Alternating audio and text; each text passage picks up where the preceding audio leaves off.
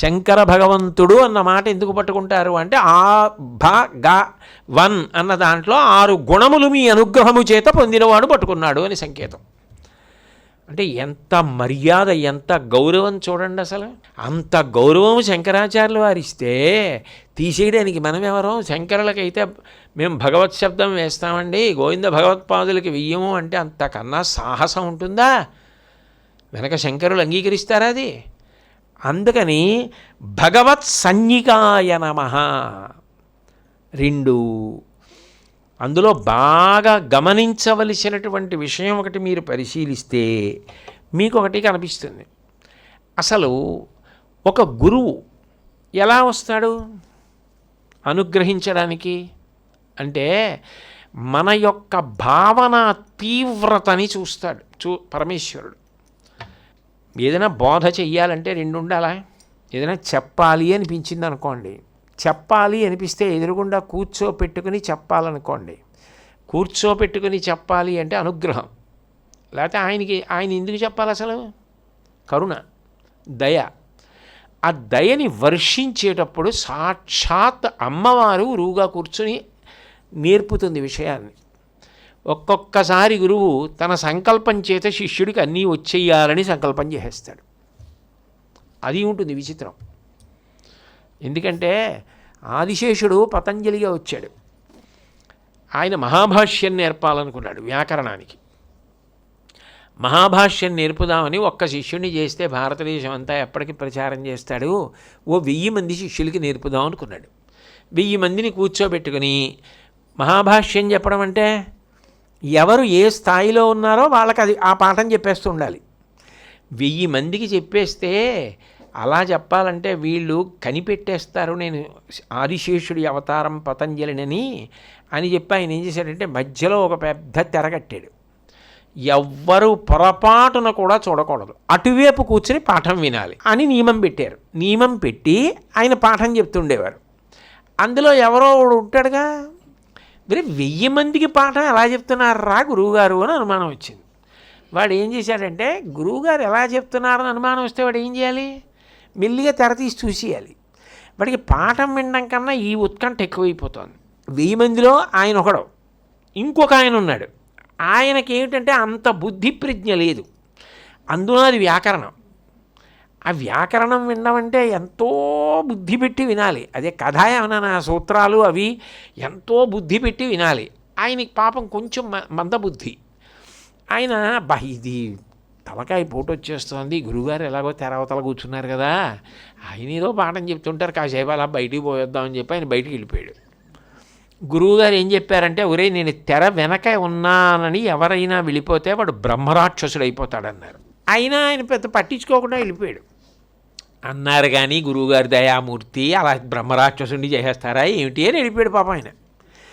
ఇంకొక ఆయన 1000 మందికి పాఠం ఎలా చెప్తున్నారని అనుమానం ఉన్నవాడు ఏం చేశాడంటే ఆ అవతల వ్యక్తి వెళ్ళిపోగానే ఓ శిష్యుడు ఈయన తెర తీసి చూశాడు. ఆయన ఆదిశేషుడు. ఆ 1000 ముఖాల్లోంచి వచ్చిన తేజస్సు చూసి 999 మంది భస్మం అయిపోయారు. ఆదిశేషుడు బాధపడ్డాడు.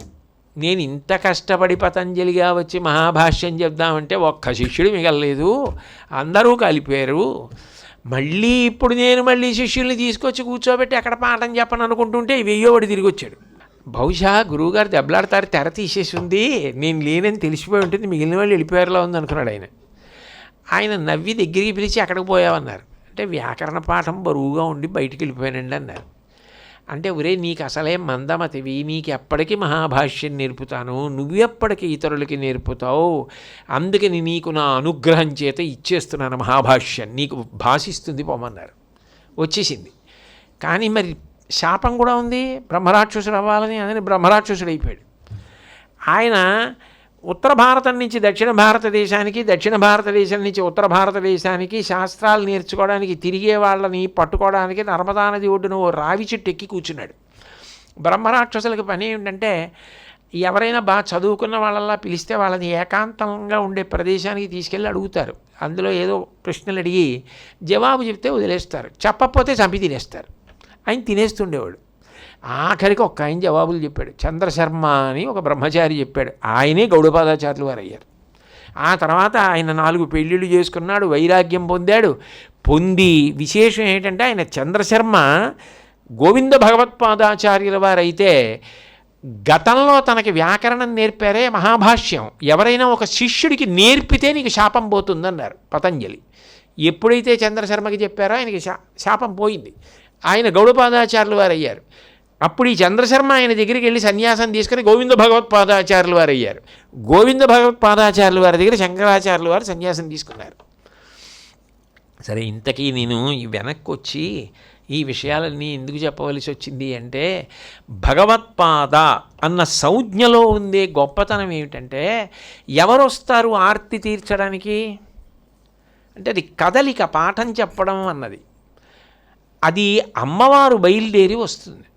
అమ్మవారే బయలుదేరి వచ్చి గురువు రూపంలో కూర్చుని చెప్తూ ఉంటుంది. అందుకే కాళిదాసు మహాకవి నవరత్నమాల చేస్తూ దయమాన దీర్ఘనయనాం దేశిక రూపేణ దర్శిదాభ్యుదయం వామకుచ నిహిత వీణాం వరదాం సంగీత మాతృకాం వందే అంటాడు. దయమాన దీర్ఘనయనాం దేశిక రూపేణ దర్శితాభ్యుదయం. దేశికులు అంటే దిశ చూపించేవారు. ఇది చేయబోయ్, ఇట్లా పట్టుకోబోయ్, ఇలా ఉండబోయ్ అని ప్రోత్సహిస్తూ ఒక మార్గంలో నడపడానికి గురువుగా అమ్మవారు వస్తుంది అని. శంకరాచార్యుల వారు భగవత్పాద అన్న నామం పొందడానికి ఆయన పొందినటువంటి యోగస్థితి కూడా కారణమని చెప్తారు. ఎందుకని అంటే శంకరాచార్యుల వారు సౌందర్యలహరిలో శ్లోకం చేశారు. అందులో అంటారు, శృతీనాం మూర్ధానో దదతి తవయౌ శేఖరతయా మమాప్యైతౌ మాతః శిరసి దయయా దేహి చరణౌ యయో పాద్యం పాదః పశుపతి జటా జూటతటిని యయోర్లాక్షాలక్ష్మీ తరుణహరి చూడామణి రుచి అన్నారు. అమ్మవారిని ప్రార్థన చేశారు ఆయన. ప్రార్థన చేస్తూ, అమ్మ శృతీనాం మూర్ధానో దదతి తవయౌ శేఖరతయా. శృతీనాం మూర్ధానో వేదముల యొక్క చిట్ట చివరి భాగం ఉపనిషత్తు. శృతీనాం మూర్ధానో వేదముల యొక్క చివరి భాగములైనటువంటి ఉపనిషత్తులలో విహరించేటటువంటి శ్రీపాదములు నీ పాదములు. అంటే దాని అర్థం ఏమిటి? వేదముల యొక్క చివరి భాగములు అంటే వేదముల తల. ఆ తల మీద అమ్మవారి పాదాలు ఉంటాయి. అంటే శృతిమాత యొక్క తల మీద భగవతి యొక్క పాదాలు ఉన్నాయి. అంటే అంత గౌరవం, శృతికి అంత గౌరవం, వేదానికి అంత గౌరవం ఎందుకు వచ్చింది అంటే వేదమాత యొక్క తల మీద పరదేవత యొక్క పాదములు ఉన్నాయి. అందుకని అంత గొప్పతనం వచ్చింది. అమ్మా, అంత గొప్పవైన నీ పాదములు నా తల మీద పెట్టుకోవాలని ఉంది. కానీ నేను స్వతంత్రించి ఆ పాదాలు తీసేసి తల మీద పెట్టేసుకుంటానా? ఎంత సాహసం! అది సాధ్యమా? అమ్మవారి పాదాలు తీసి తల మీద పెట్టుకుంటావా? ఎట్లా కుదురుతుంది? ఆవిడివ్వాలి. ఆవిడ రారా దగ్గరికి అని పిలిచి కూర్చోపెట్టుకొని ఆవిడ 2 పాదములు ఎత్తి శిరస్సు మీద పెట్టిందనుకోండి, నాడీమండలం అంతా అమృత వృష్టితో తడిసిపోతుంది. ఎందుకని? కుండలినీ శక్తి మూలాధారాన్ని భేదించి పైకెళ్ళినప్పుడు అమృత వృష్టి పడుతుంది. ఆ సహస్రార చక్రంలో పార్వతీ పరమేశ్వరులు కలిసినప్పుడు యోగి నాడీమండలం అంతా అమృతంతో తడిసిపోతుంది. మేరుదండ విద్య అంటారు దాన్ని. అదే సౌందర్యలహరిలో శంకరాచార్యుల వారే ప్రతిపాదించారు. కాబట్టి అమ్మ, నీ శ్రీపాదములను నా తల మీద పెట్టు. పెడితే ఏమవుతుంది? నీ 2 పాదములు నా తల మీద పెడితే శిరసి దయయా దేహి చరణౌ.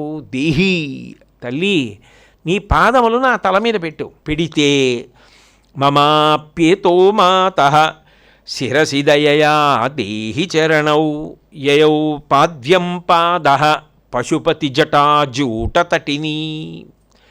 ఆ పాదములు ఎంత గొప్ప పాదములంటే, పరమశివుడంతటి వాడు ఏం చేస్తాడు అంటే అమ్మవారి యొక్క పాదముల మీద తలపెడతాడు, పెట్టి నమస్కారం చేస్తాడు. అంటే పరదేవత యొక్క తల మీద పాదం. ఆవిడిలోంచి గదు లక్ష్మీ సరస్వతి పార్వతి వచ్చారు.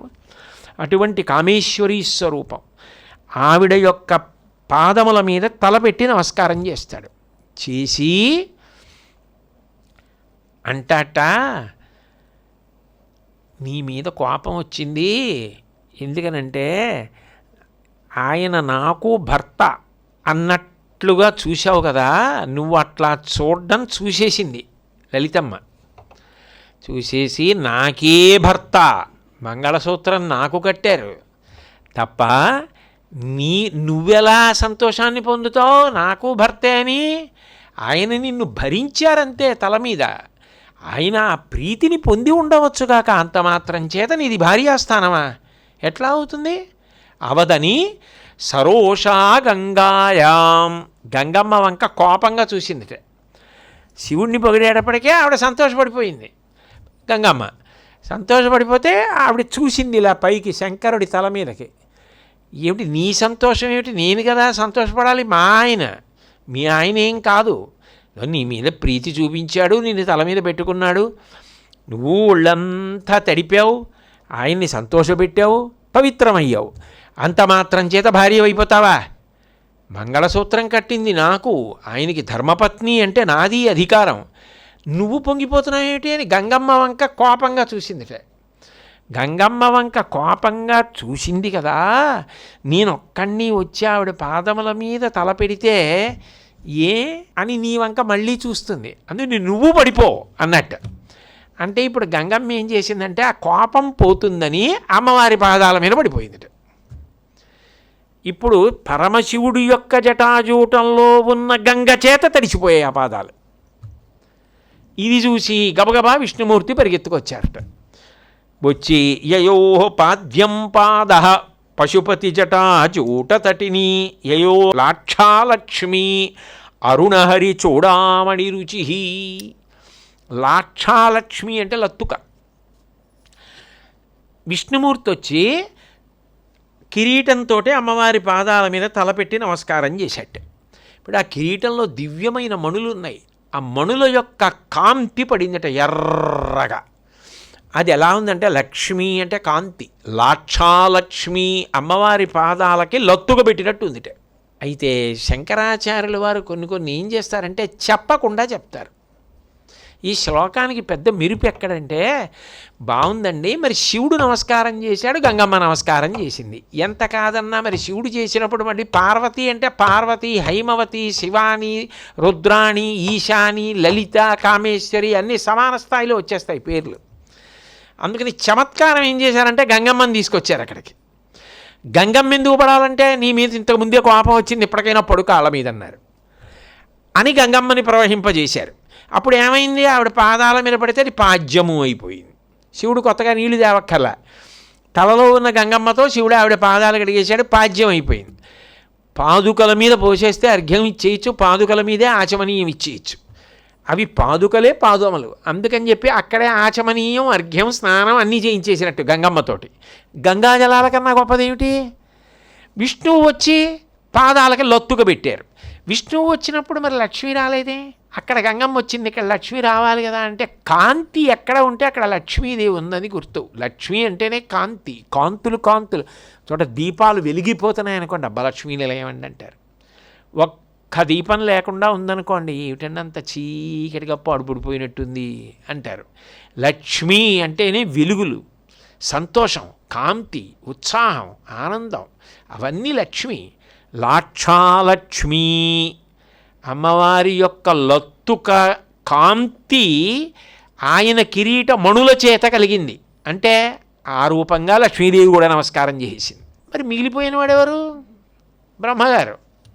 మరి ఆయన ఏడండి అంటే ఏమయ్యా, వాళ్ళ నాన్నగారు విష్ణుమూర్తే వెళ్ళి వాళ్ళ అమ్మ లక్ష్మీదేవితో నమస్కారం చేస్తే ఇంకా మళ్ళీ కొడుకు కోళ్ళు నమస్కారం చేశారని చెప్పాలా?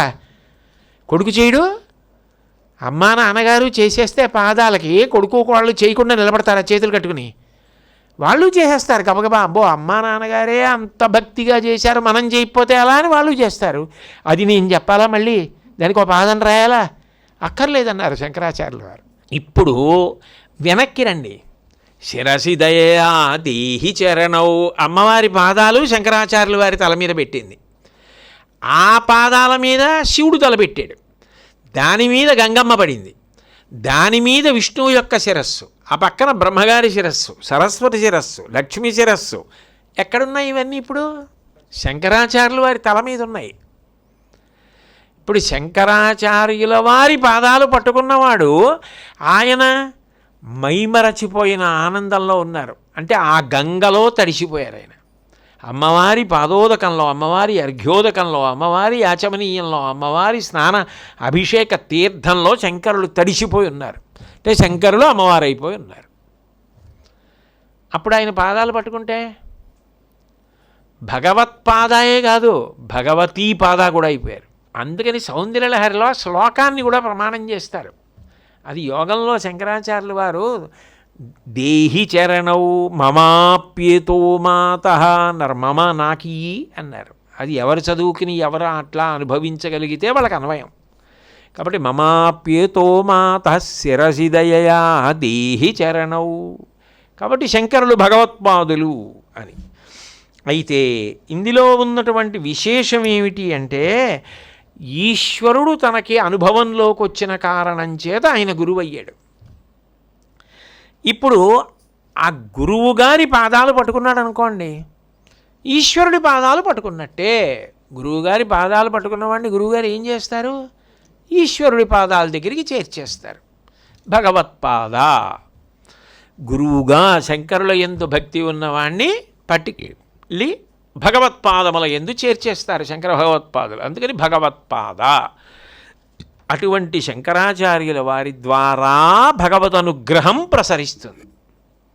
ఇప్పుడు మీకు అర్థమయ్యేట్టు చెప్పాలంటే ఓ పెద్ద తొట్లో నీళ్లు పోసి ఓ 10 ఆవుల్ని కట్టి 10 ఆవుల మీదకి గొట్టాలు పెట్టి ఈ పెద్ద తొట్లో ఉన్న నీళ్లు గొట్టాల ద్వారా పంపించి 10 ఆవుల మీద పడేటట్టు చేశారు. ఎక్కడి నుంచి వస్తున్నాయి నీళ్ళన్నీ 10 ఆవుల మీదకి? తొట్లోంచి వస్తున్నాయి. ఒక తొట్లో నీళ్లే 10 ఆవుల మీద పడేటట్టుగా చేసినట్లు ఆ భగవంతుని యొక్క అనుగ్రహాన్ని గురువు వర్షింపజేస్తూ ఉంటాడు. గురువు ద్వారా భగవంతుని యొక్క అనుగ్రహం వర్షిస్తుంది. గురువు గారి పాదములు పట్టుకున్న కారణం చేత భగవంతుడు అంత ప్రసన్నుడవుతాడు. నువ్వు ఆయన పాదములు పట్టుకున్నావు కాబట్టి నీ మీద ఇట్లా వర్షిస్తానంటాడు. అది గురువు ద్వారా వస్తోంది అనుగ్రహం. గురువు సమర్థతతో సంబంధం లేదు. ఒక్కొక్కసారి అసలు గురువు సమర్థుడే కాకపోవచ్చు, కానీ నీ నమ్మకం ఆయన్ని సమర్థుణ్ణి చేస్తుంది. నీకు ఆ నమ్మకం ఉన్నప్పుడు ఆ వర్షం పడుతుంది అంతే. దానికి ఒక ఉదాహరణ చెప్తారు. తిరువేక్క అని ఒక క్షేత్రం. అక్కడ తిరుమలిశై ఆళ్వార్ అని చెప్పి ఒక ఆళ్వారు ఉండేవారు. ఆయనకు శిష్యుడు ఉండేవాడు కణికಣ್ಣన్ అని. ఈ తిరుమలిశై ఆళ్వార్ ఒక లక్ష్మీనారాయణ దేవాలయం, అది శేషుడి మీద పడుకుని ఉంటారు ఆయన. అటువంటి దేవాలయం, ఆ శేషుడి మీద పడుకున్నటువంటి నారాయణమూర్తి ఉన్న దేవాలయం, అక్కడ లక్ష్మీదేవి కూడా ఉంటుంది. అక్కడ ఈ తిరుమలిశై ఆళ్వార్ ఉండి ఆ దేవాలయంలో పూజ భక్తి అన్నీ చూస్తూ ఉండేవారు. ఆయన శిష్యుడు కణికಣ್ಣన్. కణికಣ್ಣన్కి భగవంతుడి మీద కన్నా గురువుగారి మీద చాలా భక్తి. గురువుగారంటే ప్రాణం. గురువుగారు నేను గుళ్ళో ఇవన్నీ చేస్తుంటే గురువుగారు సంతోషిస్తారు. భగవంతుడు సంతోషిస్తారని కాదు, గురువుగారు సంతోషిస్తారని చేస్తూ ఉంటాడు. ఇప్పుడు గురువుగారు సంతోషిస్తారని చేస్తుంటే భగవంతుడు ఎవరి మీద ప్రీతి చూపిస్తాడు? ఆ శిష్యుడి మీద చూపిస్తాడు. అది గురువు ద్వారానే వస్తుంది మళ్ళీ ఆ వర్షం. కాబట్టి ఒకసారి ఆయన ఏం చేశాడంటే ఆ కణికಣ್ಣన్ దేవాలయంలోకి వస్తున్నాడు. దేవాలయంలో కొన్ని పనులు చేద్దాం, గురువుగారు సంతోషిస్తారు, గురువుగారు కదా ఈ గుడిని నిర్వహిస్తున్నారు అని.